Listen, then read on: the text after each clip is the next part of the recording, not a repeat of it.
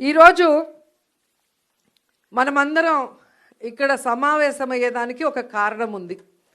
మన అందరి మీద ఈరోజు ఒక గురుతరమైన బాధ్యత ఉంది.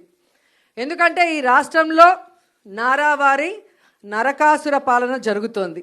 సో ఈరోజు వైఎస్ఆర్ కాంగ్రెస్ పార్టీలో ఉన్న ప్రతి మహిళ, ప్రతి కార్యకర్త ఒక సత్యభామలాగా ఈ నారావారి నరకాసుర ప్రభుత్వాన్ని అంతమొందించే విధంగా నడుం బిగించాలని కూడా ఈ సందర్భంగా మీ అందరినీ కోరుకుంటున్నాను.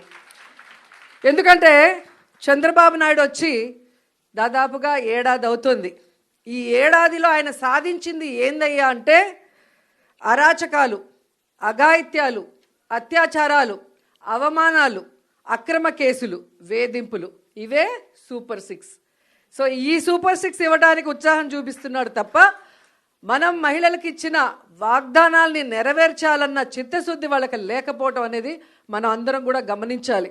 ఎందుకంటే జగన్మోహన్ రెడ్డి గారు అధికారంలో రాకముందు మహిళలకి ఏమేం ప్రామిస్ చేశారు, అధికారంలో వచ్చిన తర్వాత అవన్నీ ఎలా ఫుల్ఫిల్ చేశారు, అవే కాకుండా చెప్పని అనేకం కూడా మన కోసం ఎలా చేశారో మళ్ళీ నేను ప్రత్యేకంగా చెప్పాల్సిన అవసరం లేదనుకుంటున్నా.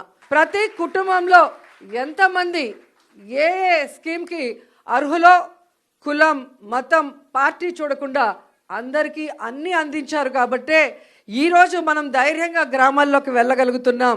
ఎక్కడ మనం కనిపించినా అయ్యో మేము తప్పు చేశామని కొంతమంది, అయ్యో మేము అన్నకు ఓటేసాం ఎక్కడికి పోయిందని కొంతమంది, ప్రతి ఒక్క మహిళ వైఎస్ఆర్ కాంగ్రెస్ పార్టీ వాళ్ళు, వైఎస్ఆర్ కాంగ్రెస్ పార్టీ సింపథైజర్స్ ఓపెన్గా బాధపడుతుంటే తెలుగుదేశం, జనసేన వాళ్ళు లోపల ఏడుస్తున్నారు.